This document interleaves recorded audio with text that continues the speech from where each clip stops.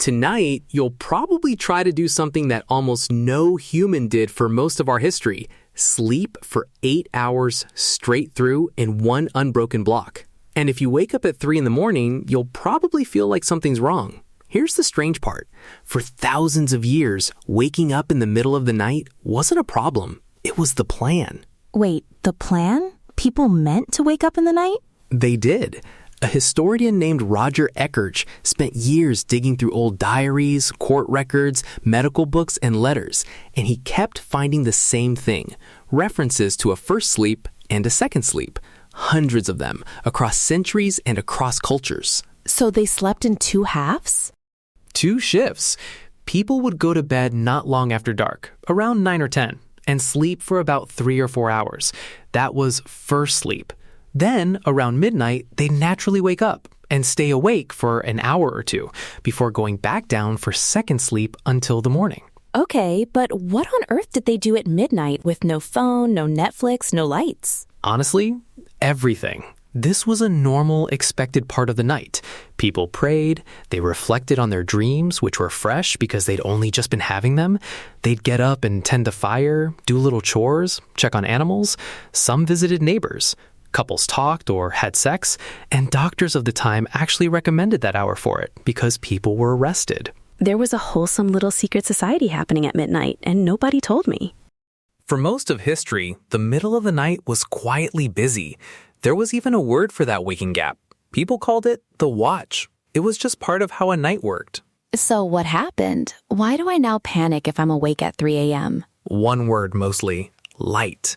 For most of human history, when the sun went down, it got genuinely dark, and the night was long, 14 hours of darkness in winter.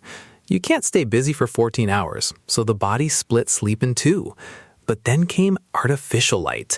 Gas street lamps, brighter homes, and eventually electric light pushed bedtimes later and later. So the night got shorter. The usable night got shorter, and at the same time, the Industrial Revolution arrived with clocks, factory shifts, and a brand new idea that being awake at night was wasteful. Time was money. Lying around between 2 sleeps started to look like laziness. Over the 1800s, sleep got squeezed into a single, efficient, consolidated block. And within a couple of generations, people forgot the old way entirely. That's wild. A habit thousands of years old just quietly disappears. It disappeared so completely that when people today wake at 3 a.m., they assume they're broken. But here's the fascinating bit. In the 1990s, a sleep scientist named Thomas Ware ran an experiment.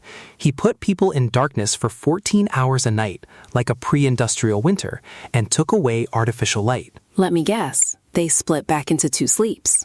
Within a few weeks, almost exactly. First sleep, a quiet, wakeful hour in the middle. Calm, not anxious. Then second sleep.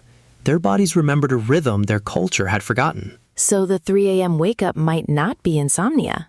It might be ancestral. For a lot of people, that midnight waking may be a faint echo of segmented sleep.